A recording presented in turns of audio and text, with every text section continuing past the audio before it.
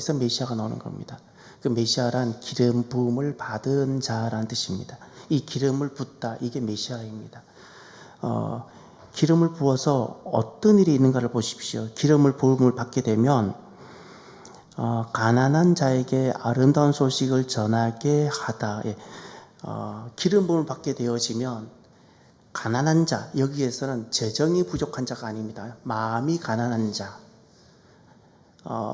돈이 없어도 마음이 풍부한 사람이 있는가 하면 돈이 많아도 마음이 빈약하고 가난한 사람이 있는데, 아직 하나님을 만나지 못한 그 심령이 가난한 자, 하나님을 만나야 되는 그런 자들에게 아름다운 소식, 바로 생명의 소식, 구원의 소식을 전하는 삶을 살게 됩니다. 이것이 바로 메시아입니다. 그래서 어떤 삶을 살아가게 되는가? 나를 보내사, 바로 보냄받은 자의 삶입니다.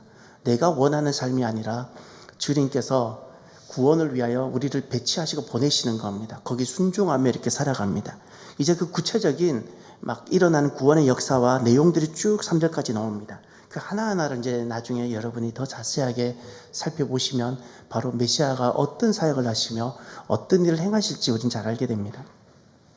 오늘은 신앙을 질문하라 14번째 시간, 그리스도의 삼중직 2번째 시간입니다. 먼저 오늘 말씀을 시작하면서 기도하면서 제가 이런 마음이 쑥 들었어요. 여러분, 보이는 것이 있고 보이지 않는 것이 있는 것을 아십니까? 보이는 것이 있어요. 내 육의 눈으로 보이는 것이 있는가 하면 보이지 않는 것이 있어요. 어느 것이 더 중요하고 어느 것이 더 기준이 될까요? 보이지 않는 겁니다. 보이지 않는 것. 보이는 전쟁이 있는가 하면 보이지 않는 전쟁이 있습니다. 여러분, 보이는 것은 무엇으로 해석이 되어져야 될까요? 보이는 것은 보이지 않는 것으로 해석이 되어져야 됩니다. 보이지 않는 것이 진짜고 참되기 때문에 그렇습니다. 보이는 전쟁은 무엇으로 해석하고 이해할 수 있어야 될까요? 보이지 않는 전쟁입니다. 보이지 않는 전쟁이 있습니다. 이걸 영적 전쟁이라고 부릅니다. 마귀가 있고 하나님이 계십니다. 마귀가 하나님께 순종하지 않았습니다. 그래서 마귀가 일으키는 역사가 있습니다. 하나님께서 우리를 구원해 가시는 여정이 있습니다. 그래서 마귀는 우리로 하여금 그 구원에 이르지 못하도록 어두움 가운데 우리를 막아서고 멸망케 합니다. 우리는 그것을 이기기 위하여 응전하게 되고, 그 영적 전투가 있습니다. 보이지 않는 전투입니다. 그래서 마귀는 보이는 것으로 보이지 않는 전쟁에 패배하도록 하는 겁니다. 마귀는 보이는 것으로 보이지 않는 것을 패배하게 합니다. 아무리 보이는 것이 잘 돼도 보이지 않는 것을 패배했다면 진 겁니다. 우리는 어떻게 살아야 되는가? 보이는 것으로 보이지 않는 그 전쟁에 승리하도록 해야 합니다. 우리가 보이는 것이 지고 보이는 것이 패배했을지라도 보이지 않는 이 전투와 보이지 않는 것을 승리했다면 이건 참되게 승리한 겁니다. 그래서 꼭 그리스도인은 모든 눈에 보이는 것, 중동의 전쟁, 이란의 전쟁, 모든 것들을 다 사람들, 제가 제일 속상한 것이 신학 교수라는 사람이 눈에 보이는 것을 해석하고 있는 것을 보면 속이 너무 속상합니다. 보이지 않는 것이 전혀 없어요. 하나님 나라에 대한 관점이 전혀 없어요. 마귀가 무슨 짓을 하고 있는지 전혀 의식이 없어요. 영적인 것에 전혀 무지한 사람들, 마치 마귀가 없는 세상인 것처럼 살아가는 사람들, 마치 지옥이 없는 것처럼 말하는 사람들, 그렇게 보이는 것으로만 해석하고 말하는 사람들 보면 너무너무 속상합니다. 차라리 믿지 않는 자였으면 괜찮은데, 믿는 자이면서 리더의 자리에 서 있는 사람들이 그런 말할 때 주님이 얼마나 마음이 아프실까 싶습니다. 보이는 게 없기 때문에요. 보이지 않는 것이 있어요. 보이지 않는 것으로 보이는 것을 해석할 수 있어야 되고, 보이지 않는 전쟁이 있는데 보이지 않는 전쟁을 보이는 전쟁을 통하여서 꼭 승리하게 되시길 바랍니다. 그러면 오늘은 신앙을 질문하라 14번째인데, 그리스도의 삼중직과 조금 관련되지 않는 것을 제가 먼저 질문해 보겠습니다. 여러분, 부활절이 언제이죠? 부활절이 날짜가 언제예요? 자, 다시 다르게 질문해 볼까요? 성탄절은 언제입니까? 보세요. 성탄절은 바로 나오잖아요. 12월 25일. 또 묻습니다. 부활절은 언제이죠? 우물. 왜 그럴까요? 부활절은 매년 날짜가 달라지기 때문에 그렇습니다. 어렸을 때 성탄절은 항상 손에 잡혔어요. 성탄절하면 어린아이 제 머릿속에 성탄절은 이런 거야 라고 감이 딱 잡혔는데 부활절은 때로는 날짜도 모호하고 부활절 어떨 때는 막 가슴이 확 닿지 않고 막 그랬었어요. 별로 설레이지도 않기도 하고 이렇게 다가왔던 어린 시절이 참 많았습니다. 오늘 부활절과 유월절을 정확하게 알아가는 시간을 먼저 조금 가져보겠습니다. 먼저 부활절과 유월절은 시기가 겹칩니다. 매년 같습니다. 그래서 제가 지금부터 부활절과 유월절 더 이상 혼돈되지 않도록 세 가지를 여러분에게 찾게 할 텐데 지금 예배 시간이지만 원래 예배 시간 핸드폰을 켜면 안 되지만 핸드폰을 켜시든 뭘 하셔든 달력을 찾아내십시오. 달력을 찾아서 제가 첫 번째 말씀하는 걸 찾아내세요. 춘분을 찾으세요. 금년도 2026년 춘분이 언제입니까? 춘분이란 낮과 밤이 해가 길이가 같아지는 겁니다. 밤의 길이와 해의 길이가 같아지는 그 날짜가 춘분인데 2026년 춘분이 언제입니까? 이게 첫 번째 질문. 언제죠? 맞습니다. 3월 20일 이번 주 금요일입니다. 그래서 저는 오늘 수요일 날 이 말씀을 하고 싶어서 엄청 기다렸던 겁니다. 돌아오는 금요일이 춘분입니다. 춘분. 그러니까 오늘까지는 아직도 밤이 조금 더 길어요. 오늘까지는. 내일까지도 밤이 조금 더 길어요. 그러나 금요일 되면 낮과 밤이 같아져요. 그리고 토요일부터 낮이 많아지는 거예요. 그것을 금요일이 춘분입니다. 자, 춘분을 찾았죠. 그 다음 두 번째.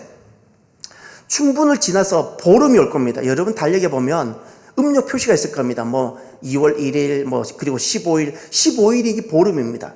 춘분이 지난 첫 보름이 언제인지 찾아보세요. 예, 4월 2일입니다.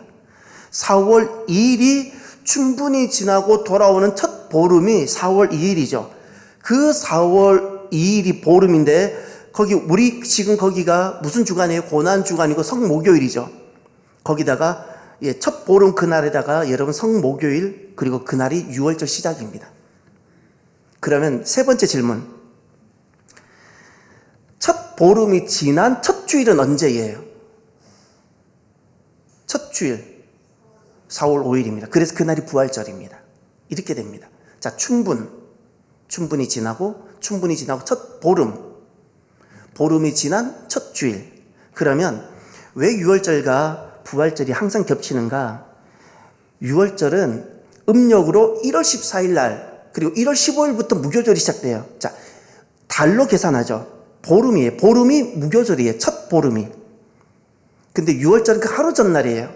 그래서 그러니까 4월 2일이 이스라엘은 1월 달이 되고 그날이 음력으로 보름인 거예요. 그 보름달이 시작되잖아요. 그래서 유월절이 시작되는 거예요. 그때부터 유월절. 그래서 여러분들은 우리 성목요일 날 유월절이라고 적어 놓았어요. 그날부터 이스라엘 사람들은 지금 또 유월절 1일, 유월절 1일 이렇게 살아가는 겁니다. 유월절은 7일간 지키는 거예요. 예. 아니다. 14일간 하죠. 7일 맞네요. 죄송합니다. 8일간 하니까. 날수로 8일이니까. 8일이 맞습니다. 8일. 자, 이제 유월절 정리가 됐나요? 부활절 정리가 됐나요? 세 가지를 기억하셔야 됩니다. 첫 번째, 무엇을 찾아야 되죠? 춘분. 두 번째, 만월, 보름. 세 번째, 주일. 근데 그 만월부터는 그게 유월절이에요. 이해가 되셨죠? 그 유월절 기간에 우리 부활 주일이 있는 거예요. 이렇게 됩니다. 보세요. 성목요일 날 음력 14일이에요. 그날 예수님이 잡히시죠. 그리고 15일 날 예수님이 성금요일 날 돌아가시죠. 보름에 돌아가시는 거예요. 보름에. 유월절에. 그리고 보름 다음 날 안식일이죠. 그날 주님은 무덤에 계시는 거예요. 그리고 자세히 보세요. 안식일이 지나온 첫날, 요 날이 초실절이에요. 유대력으로는. 초실절, 첫 이삭을 거두는 날. 그날 예수님 부활하시죠. 그래서 항상 우리 부활절과 유대력의 유월절은 같이 가는 겁니다. 겹치는 겁니다. 그리스도인들은 구약의 성도들이 고백했던 유월절을 우리는 오늘날 부활절로 고백하며 살아가는 사람들이 그리스도인인 겁니다. 자, 오늘 이제 그리스도의 삼중직 두 번째 시간입니다. 신학교에 가서 그리스도의 삼중직에 대한 것들을 이렇게 쭉 듣게 되는데 예수님이 왜 제사장이어야 되는지, 왜 선지자이셔야 되는지, 왜 왕이셔야 되는지가 이렇게 알 것 같으면서도 가슴에 와닿지 않았던 게 사실이에요. 근데 지금은 너무너무 가슴에 와닿아요. 자, 이제 하나하나 다시 한번 해봅시다. 오늘 두 번째 시간인데, 그리스도라는 단어가 왜 중요한가? 여러분, 그리스도라는 단어와 삼중직이 왜 관련이 될까요? 여러분, 그리스도의 삼중직이라 했을 때 그 삼중직은 어떤 직분이죠? 세 가지가? 세 가지를 말해보세요. 어떤 직분을 삼중직이라 말해요? 선지자, 제사장, 왕. 순서는 바뀌어도 괜찮습니다. 이 세 가지, 선지자, 제사장, 왕. 이거를 그 세 가지 직분을 그래서 삼중직이라고 말합니다. 그러면 또 질문을 제가 드려볼게요. 왜 그런데 그것이 그리스도와 삼중직이 관련이 될까요? 그리스도라는 이 어떤 예수님에게만 독특하게 적용되어진 이 직분과 세상에서도 흔히 볼 수 있는 개별적인 이 직분들, 뭐 선지자, 제사장, 왕, 이것 어떤 관계가 있죠? 왜 예수님은 이 삼중직으로 설명이 되죠? 왜일까요? 왜 그리스도가 이 삼중직으로 설명을 하죠? 예수님 사역을? 지난 시간에도 그렇게 말씀을 드렸는데, 그리스도의 뜻이 무엇이죠? 그리스도의 뜻? 기름 부음을 받다죠. 이 땅에 있는 수많은 직분 중에서 기름 부음을 받는 직종이 딱 세 가지입니다. 무엇이었죠? 선지자. 선지자도 그냥 되지 않습니다. 선지자는 먼저 선지자 된 사람이 기름을 부어줘야 돼요. 두 번째, 제사장. 아론이 기름 부음 받는 거 기억나시나요? 세 번째, 무엇이죠? 왕. 왕은 기름 부음을 받아요. 그러니까 선지자, 제사장, 왕, 이 세 직종만이 유일하게 기름 부음을 받아요. 근데 기름 붓다라는 단어가 어디에서 나왔어요? 메시아에서 나온 거예요. 이해가 되시죠? 그래서 메시아와 삼중직이 연결이 되는 거예요. 연결이. 신학교 아무도 이렇게 설명을 안 해줬어요. 메시아와 라는 단어가 그래서 이 세 직종과 관련되는 겁니다. 그러면 지난 시간에 했던 것 제가 한번 여쭤볼게요. 그러면 예수님은 선지자로서 사역을 하셨습니다. 선지자로서 사역하신 그리스도 예를 한번 들어보세요. 어떤 것이 우리의 구원을 위하여 오신 예수님께서 선지자로 사역하신 것일까요? 어떤 것이죠? 예를 들면 조금 더 크게 말해보세요.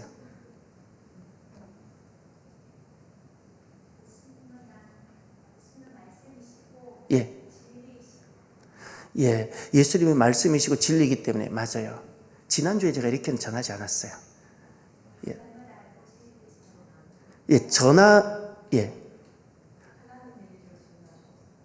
전하다. 중요한 건 그건 맞아요. 그 단어는 인정해요. 하나님의 뜻과 말씀이라는 단어예요. 맞아요. 그러니까 핵심이 그거예요. 선지자는 이런 사람이에요. 자기 생각이 있어요. 자기 뜻도 있어요. 그런데 선지자는 내 생각과 내 뜻을 전하는 사람이 아니에요. 주인의 말을 듣고 이것에다 내 생각과 내 뜻을 첨부해서 전하는 사람이 아닙니다. 우리는 흔히 말씀이라고 하는 이 말씀은 하나님의 뜻을 말하는 거예요. 하나님의 뜻, 하나님의 마음, 그것을 우리는 말씀이라고 부르는데 그 말씀을 그대로 받아서 전하는 사람이에요. 전하는 사람. 여기 1도 첨가하지 않는 거예요. 그래서 이 전하는 사람은 그 영성이 순종밖에 없어요. 아무리 뛰어나도 순종으로 하는 거예요. 그리고 전하기 위해서 그는 항상 보냄받은 자로 살아가죠. 그렇게 해서 이런 거예요. 주인이 불렀어요. 너는 저기 B라는 사람한테 가서 이런 것을 전하라. 그럼 이 사람은 항상 이 주인의 말씀을, 뜻을 받아서 그곳으로 가는 거잖아요. 그래서 항상 선지자는 보냄받은 자로 살아가는 거예요. 보냄받은 자. 이것이 선지자로서의 그리스도의 모습이고, 예수님을 만나면 그리스도인들은 선지자 영성을 회복합니다. 선지자 영성을 회복한 그리스도인들은 이렇게 설명할 수 있어요. 정말 예수님을 만나고 선지자 영성을 회복한 사람들은 선교사적인 삶을 살아갑니다. 선교사적인. 오늘 저와 여러분들의 삶이 이곳에 있든 어디에 있든 선교사적인 삶이 되시길 바랍니다. 여러분의 가정에 파송된 선교사예요. 이곳으로 파송된 선교사예요. 하나님의 뜻을 이루기 위하여 여러분은 파송받은 사람으로 살아가야 되는 거예요. 보냄받은 자. 핵심이 그거예요. 내가 좋아서 오는 길이 아닙니다. 세상은 다 내가 좋아하는 길로 갑니다. 우리는 하나님 보내셨기에 가는 거예요. 할렐루야. 보냄받은 자로 살아갑니다. 이것이 예수님을 만나고 내 안에 선지자 영성 회복된 사람들의 모습입니다. 그 선지자 영성으로 살아가는 성도들의 두 번째 특징이 있어요. 첫 번째 보냄받은 자, 두 번째는 기준이 변경됩니다. 전에는 세상과 내가 기준이었어요. 항상 세상을 주목하고 보면서 세상이 기준이에요. 세상이. 그래 내가 기준이에요. 근데 기준이 변경돼요. 하나님 말씀이에요. 하나님 말씀, 하나님 마음, 하나님의 뜻, 이것이 기준. 온 세상과 다 배치되더라도 하나님의 뜻과 마음이 이것이라면 나는 여기를 떠날 수 없는 거예요. 힘들고 어려워도. 이렇게 기준이 변경이 됩니다. 그리고 세 번째, 항상 그 하나님의 뜻과 말씀에 자기를 통제시켜요. 이것이 선지자 영성이 회복된 사람들의 복된 모습입니다. 그러면 또 한 가지, 제사장 직분이 있죠. 사랑하는 성도 여러분, 예수님께서 그리스도는 제사장이십니다. 예, 맞아요. 그리스도는 우리의 대제사장이 되어주셨습니다. 질문을 드려볼게요. 그거와 관련해서. 여러분, 예수님은 어떻게 질문을 해야지 여러분이 더 잘 접근할까? 잠깐만 생각해 볼게요.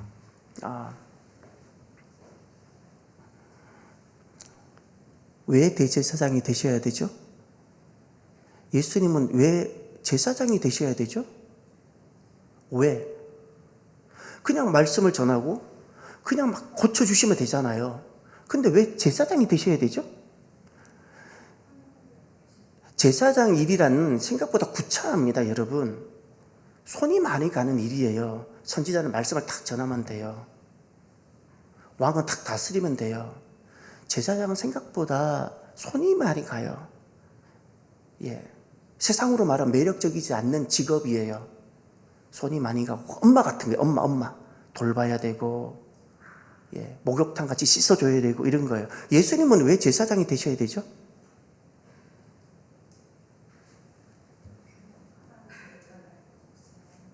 예, 하나님 백성을 어떻게 해요?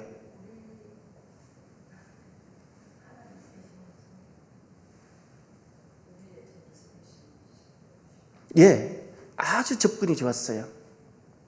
예수님께서 기름 부음 받은 자로 제사장으로 계셨고 사역하셨던 그 핵심은 딱 그거예요. 우리를 목욕탕에 집어넣어서 우리를 씻겨주기 위해서예요. 근데 왜 씻어주는가? 핵심이 그거예요. 하나님과 화목하게 하기 위하여. 저를 따라서 하나님과 화목하게 하기 위하여. 인생의 가장 큰 문제는 죽음이라 그러는데 그 죽음의 본질이 그겁니다. 하나님과 관계가 깨어져서 더 이상 하나님과 함께 살 수 없기 때문에 그렇습니다. 그래서 그렇게 영원히 내가 죗값을 치르고 하나님과 결별되어서 하나님 은혜가 1도 떨어지지 않고 아무리 금식하고 아무리 통성 기도해도 하나님 은혜가 1도 떨어지지 않는 그곳이 지옥인데 그곳에 영원히 내 죗값을 치르며 살아야 되는 곳이에요. 그래서 그 지옥이 진짜 저주인 거예요. 저주.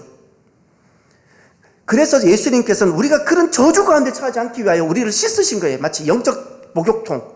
우리를 그곳에 집어넣고 세탁기 우리를 집어넣고 뱅뱅 돌려가지고 우리를 깨끗하게 만들어주시는 거예요. 핵심이 그거예요. 다시 하나님과 관계가 회복되고 할렐루야. 이것을 화목이라 불러요.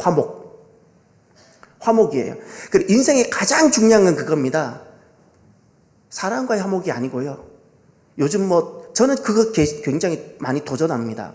너무 애완견 우리 집에도 있지만 너무 거기에 마음을 쓰지 마십시오. 짐승은 짐승이어야 됩니다. 사람은 거기에 마음을 많이 쏟을 게 아니에요. 짐승의 마음을 쏟을 것이 있다면서 사람에게 마음을 쏟아야 되고요. 사람에게 마음을 쏟을 것이 있다면 더 하나님께 우리는 집중해야 되는 거예요. 인생의 가장 중요한 것은 내가 애완견, 짐승을 잘 돌보는 것도 아닙니다.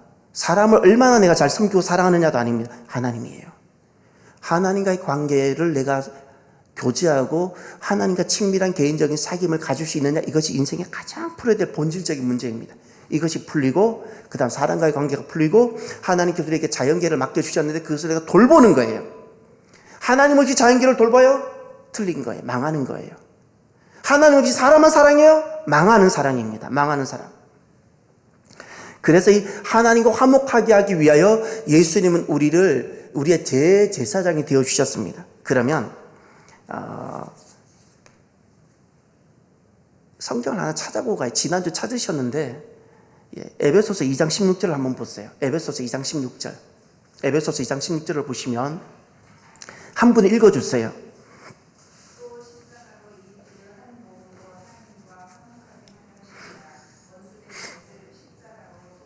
아멘. 십자가로 이 둘을 하나님과 어떻게 해요? 십자가로 하나님과 화목하겠다 그랬죠. 잊지 마세요. 십자가는 하나님과 화목하게 하기 위하여 예수님이 대제사장이 되어주신 거예요. 그래서 십자가는 예수님의 희생제사였습니다. 우리를 위한 희생제사였어요. 예수님은 그곳에서 희생제물이 되어주신 겁니다. 이제 구약의 5대 제사로 예수님께서 어떻게 십자가에서 희생제사를 드리셨으며 희생제물이 되어주셨는가 우리가 설명해 봅시다. 먼저 5대 제사를 제게 설명해 보세요. 구약의 5대 제사는 예수님의 구속사역을 예표하는 그림자였습니다. 십자가가 정말 예수님의 그 희생제사였고 예수님은 그곳에서 희생제물이 되어주셨다면 우리 죄를 위하여 5대 제사로 그걸 설명할 수 있어야 되는데 5대 제사가 뭐뭐 있죠? 번제가 있고 또 뭐가 있죠?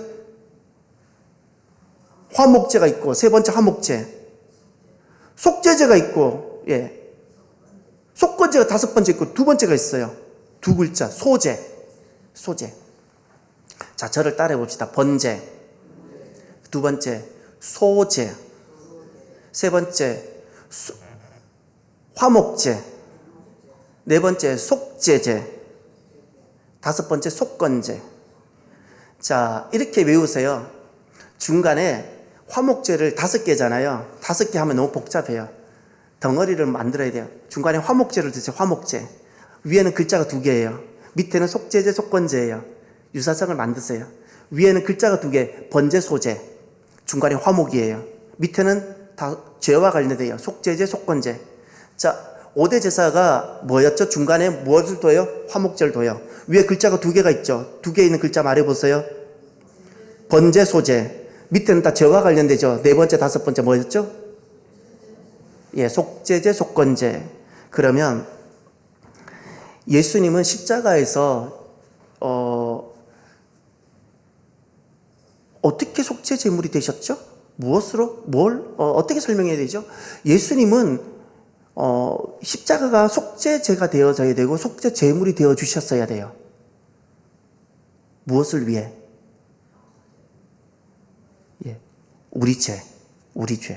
우리 죄를 대신 담당하시기 위하여 예수님은 그곳에서 속죄 제물이 되셨어요. 속죄제, 대신 죄를 처리하셨기 때문에 두 번째, 하나님과 우리 사이가 뭐가 되셨을까? 무엇이 이루어졌을까요? 화목이 이루어졌죠. 그래서 예수님의 십자가는 화목제가 제사가 되었고 예수님은 화목 제물이 되신 거예요. 자, 속죄제가 되었고 화목제가 되었죠. 세 번째, 그리고 예수님은 우리 안에 있는 모든 부정과 그 모든 허물들 다 씻어주셨어요. 이것이 속건제예요, 속건제. 네 번째, 예수님은 가장 고귀하신 분으로 하나님이신데 우리를 대신하여 이 일을 담당하셨어요. 이것이 소제예요. 소제는 가장 고운 가루로 드리는 거예요. 무흠한 거예요. 소제가 뜻하는 것은 가장 가치가 있는 것이고 무흠하다는 뜻이에요. 예수님은 죄가 없으셨고 그리고 가장 가치 있는 분으로 우리의 제물이 되어주셨어요. 그래서 소제물이에요. 소제. 그리고 예수님은 아낌없이 피와 물 모든 것을 쏟아 우리를 위하여 전부를 드려주셨어요. 무엇이죠? 번제물이 되어주셨어요. 번제물. 그래서 예수님의 십자가는 우리를 위한 희생제사였고 예수님은 그곳에서 우리를 위하여 희생제물이 되어주셨던 겁니다. 그래서 예수님은 이렇게 제사장으로 되어주셨습니다. 그러면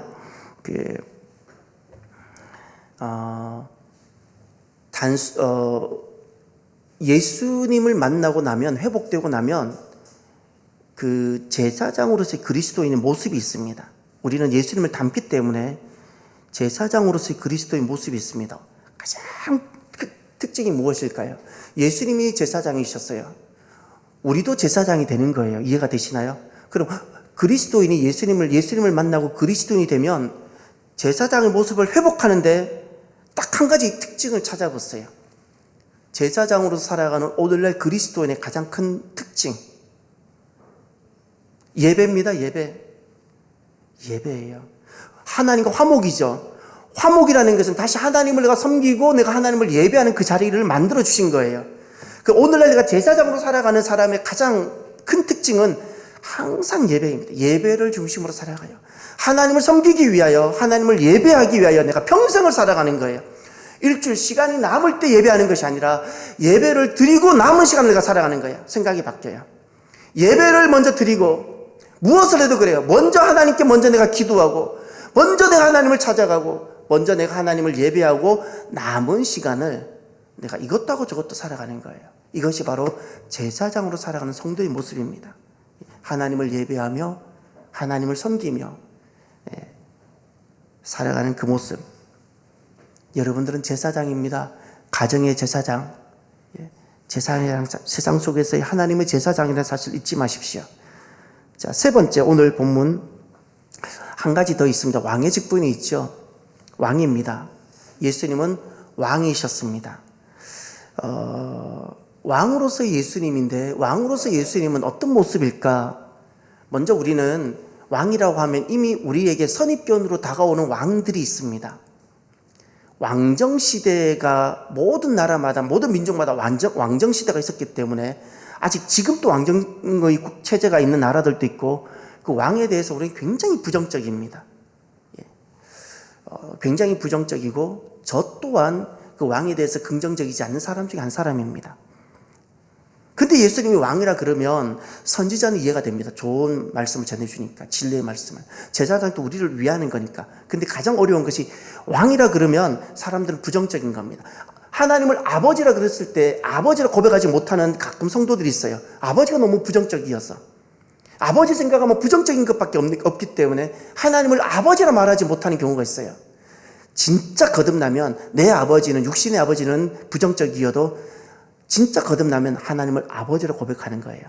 이 땅의 왕들이 정말 형편없고 죄인이어서 그렇게 세상을 파괴했을지라도 정말 예수님을 만나면 예수님이 왕이심을 고백하게 됩니다. 그러면 왕이신 예수님의 모습이 어떤 것인가? 그 모습을 한번 잠깐 보시길 바랍니다. 시편 110편. 시편 110편 1절과 2절 누가 한번 읽어주십시오.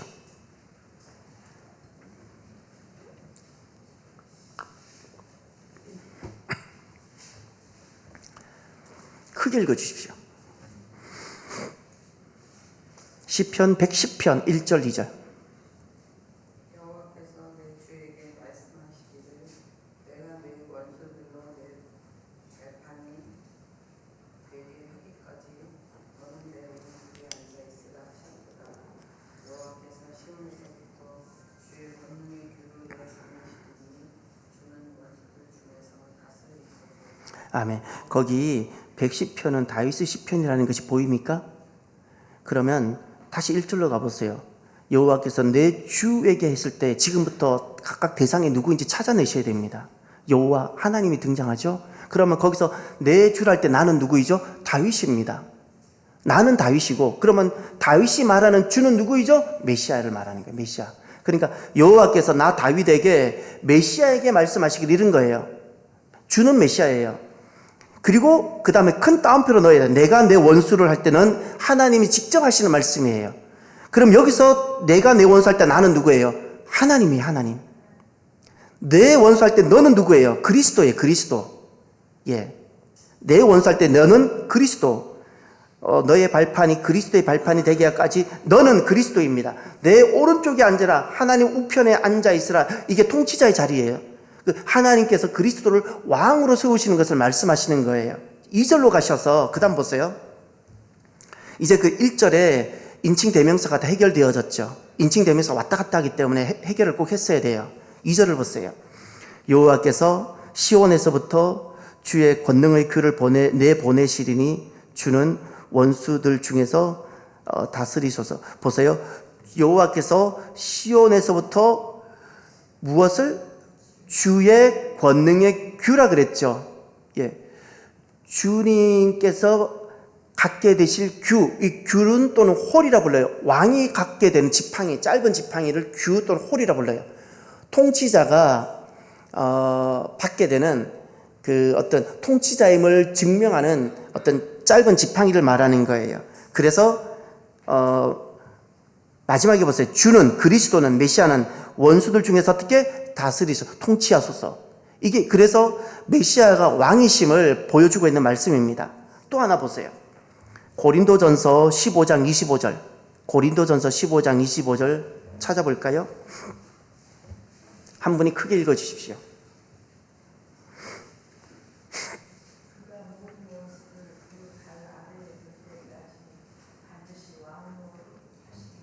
예, 방금 이 고린도전서 15장 25절이 우리가 읽었던 시편 110편 1절 2절 1절을 배경으로 한 그 말씀을 그대로 가져온 말씀이에요. 고린도전서 15장 25절, 그가 모든 원수를 그의 발 아래 둘 때까지. 그는 누구이죠? 메시아입니다. 메시아가 모든 원수를 메시아 발 아래, 원수를 메시아 발 아래 둘 때까지 반드시 무엇 한다고? 왕노릇, 통치입니다. 다스림입니다. 메시아의 다스림을 이야기하고 있는 겁니다. 다시 말해서 성경은 계속해서 왕 대신 그리스도, 왕 대신 메시아를 증거하고 있는 겁니다. 그래서 우리가 그렇게 고백하는 겁니다. 자, 그러면 본래 왕으로서의 모습이 어떤 것인지 우리가 생각해 봐요. 본래 인간이 타락해서 왜곡되고 그 엉망인 왕의 모습이 아니라 본래 왕됨은 어떤 것일까? 왕으로서의 본래 다스림과 통치는 어떤 것일까? 먼저 첫 번째, 하나님의 뜻에 순종함입니다. 왕은 자기가 아주 뛰어난 지혜와 통치 철학을 가지고 자기가 잘 무엇을 하는 사람이 아닙니다. 왕은 하나님의 뜻에 순종을 하고 그 뜻을 펼쳐내는 사람이에요. 할렐루야. 이것이 왕입니다. 두 번째,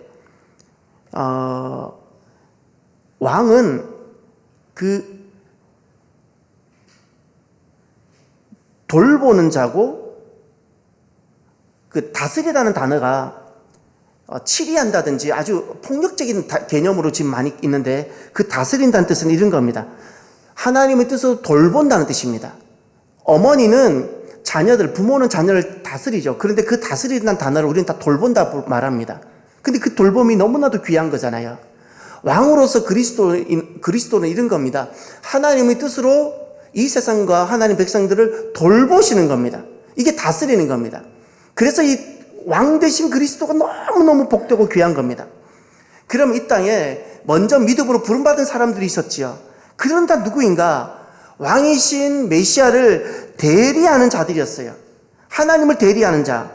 아담 찾아볼까요? 창세기 1장을 찾아보세요. 창세기 2장을 가보세요. 지금 마이크가 볼륨이 너무 강한 것 같거든요. 내 개인 마이크 한번 보세요. 거기 볼륨이 얼마나 올라가 있나.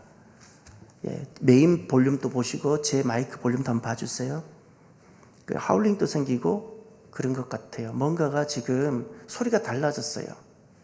예, 소리가 달라져서 제가 안 편해서 그래요. 오늘 새벽에도 그랬는데. 본래 왕으로서의 모습, 먼저 아담을 한번 볼까요? 어디를 보시냐면 15절을 보십시오. 2장 15절. 여호와 하나님이 그 사람을 이끌어 에덴 동산을 두어 그것을 경작하며 지키게 하시고, 예, 이것이 다스림의 모습입니다. 경작하다, 지키다. 이게 하나님을 대행하는 자로 아담이 세워졌어요. 하나님을 대행하는 거예요. 그가 받았던 사명이 경작하다, 지키다예요. 타락하기 전의 모습이에요. 이게 왕으로서의 아담이 살아가야 되는 사명이고 모습이에요. 경작하고 다스리는 거예요. 이게 다스림이에요. 다스림. 이 얼마나 복된 거예요. 어머니가 자녀를 돌보는 것이 얼마나 복된 거예요. 왕으로서의 통치와 다스림은 너무 복된 거예요. 또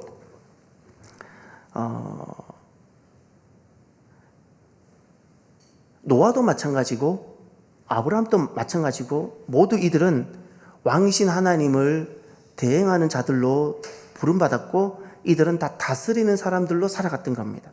근데 그럼 두 번째, 타락 이후입니다. 타락한 이후에 이 왕의 모습이 변질됩니다. 타락한 왕의 모습은 사람들에게 굉장히 달콤한 유혹이 됩니다. 유혹. 다시 창세기 3장을 가보세요. 이번에 창세기 3장을 가셔서 타락 이후 변질된 왕의 모습, 왜 사람에겐 그게 달콤한 유혹이 되며 그때부터 파괴적인 왕의 다스림이 시작되는 걸 한번 보세요. 5절 누가 한번 읽어주세요. 5절. 너희가 그것을 먹는 날에는 너희 눈이 밝아져 하나님과 같이 되어 선악을 알 줄 하나님이 아시니라. 자, 왕으로 부름받은 아담이 타락하게 되는 이유가 여기 나오는데, 타락하기 전에 경작하며 다스리며 됐죠. 경작하며 지키며. 그런데 타락 이후 이것이 이 왕됨이 왜 아담에게 달콤한 유혹이 되는지 3장 5절에서 찾아보세요. 3장 5절에서 왜 이것이 사람에게는 왜 달콤한 유혹이 되는지. 정답입니다. 그럼 또 질문할게요. 하나님과 같이 된다는 것은 다른 말로 바꾸면 무슨 뜻이에요? 예, 내가 하나님 되고 내가 왕이 되어서 내가 하고픈 대로 하겠다는 거예요. 내가 하고픈 대로. 여러분, 내 뜻대로 다 되는 거 좋아하지 마십시오. 전형적으로 파괴된 왕의 영성이에요. 내 뜻대로 안 돼야 돼요. 하나님 뜻대로 되어져야 돼요.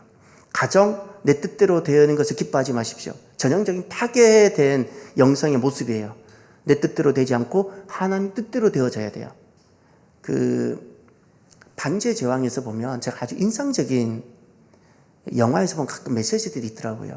반지의 제왕 보면 아주 인상적인 메시지가 있어요.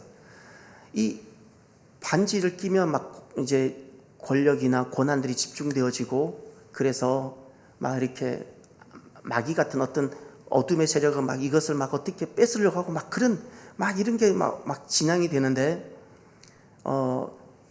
이 반지를, 잃어버렸던 반지를, 구슬을 되찾았어요. 이제는 막 너무 선한 사람이 찾아서 이젠 정말 세상이 잘 될 것 같은데, 놀랍게도 그 영화에서 딱 보면 이런 거예요. 그 어둠이 이 반지를 찾지 못하도록 그렇게 열심히 반지를 찾으러 와서 반지 원정대가 돼서 반지를 딱 찾았는데, 그렇게 선한 사람이었는데 반지를 딱 찾고 나니까 눈이 싹 뒤집어지는 거예요. 눈이 싹, 그동안 이 반지 때문에 그렇게 이 반지 때문에 폭군이 일어나고 세상이 막 망해가고 그랬는데, 그래서 이제는 제발 이런 일 일어나지 않기 위하여 반지 원정대로 만들었는데, 정작 이 사람이 반지를 딱 손에 쥐니까 눈이 싹 뒤집어지는 거예요. 달콤한 유혹. 이제 내 세상, 내 뜻대로 한번. 그래서 여러분, 절대 우리는 목회도, 여러분 가정도, 내 삶도 내 뜻대로 되리라. 위험합니다. 하나님 뜻대로 되기를 순복하셔야 됩니다. 믿습니까? 하나님 뜻대로 우리 교회가 하나님 뜻대로 되어지기를 바라고요. 우리의 가정이 하나님 뜻대로 되어지기를 바라고요. 내 인생이 하나님 뜻대로, 내 자녀도 하나님의 계획대로, 할렐루야. 달콤한 유혹에 빠지지 말아요. 여러분의 목사가 달콤한 유혹에 빠지지 말아야 되고요. 우리 모두가 마찬가지입니다. 그래서 타락한 이후 변질된 왕의 모습은 자기 뜻과 자기를 위하게 되고, 여기서 나오는 것이 이제 폭력과 억압과 착취가 나오는 거예요. 그래서 그러면 말씀을 서서히 이제 마무리하면서, 정말 왕인데 본인이 신분이 왕인데 너무나도 하나님 뜻을 잘 순종하며 잘 다스린 사람이 있어요. 누굴까요? 다윗이에요. 다윗은 호칭의 왕이에요. 근데 그는 하나님의 종으로 살았어요. 사울은 왕이에요. 근데 그는 달콤한 유혹에 빠져서 반지 제왕처럼 본인에게 그 반지가 오고 나니까 눈이 싹 뒤집어진 전형적인 사람. 내가 하나님 대신 내가 하나님처럼 행세했던 사람이 사울이에요. 다윗은 실수도 있었지만 그가 정말 잘했던 것은 마지막까지 눈이 뒤집어지지 않은 사람, 다윗이에요. 시편 16편 찾아보세요. 오늘은 요 시편 16편을 보면서 마무리하도록 하겠습니다. 시편 16편. 눈 뒤집어지면 안 됩니다. 눈 뒤집어지면 안 됩니다. 시편 16편 한번 찾아봅시다. 제가 다윗의 어떤 모습을 보여드릴까 하다가 찾은 말씀이에요.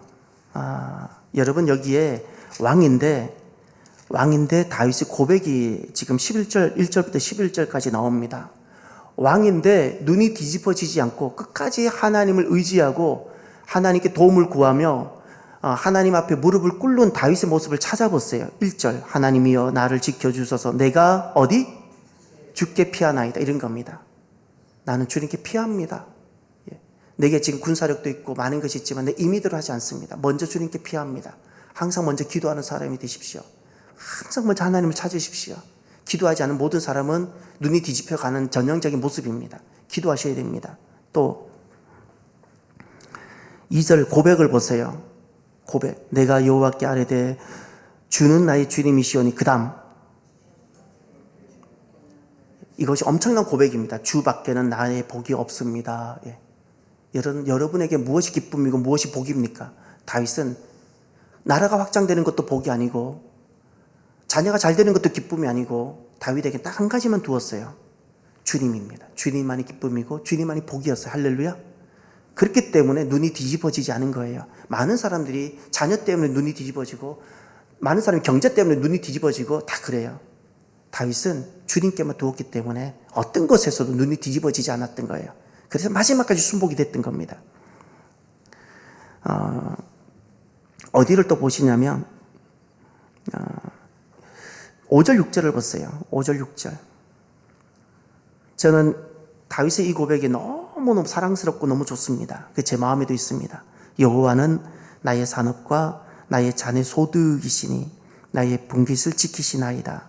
내게 줄로 재어준 구역은 아름다운 곳에 있으며 나의 기업이 실로 아름답도다. 여기에 눈이 뒤집어지지 않은 하나님 앞에서 종으로 있는 머슴으로 있는 다윗의 모습이 보입니까?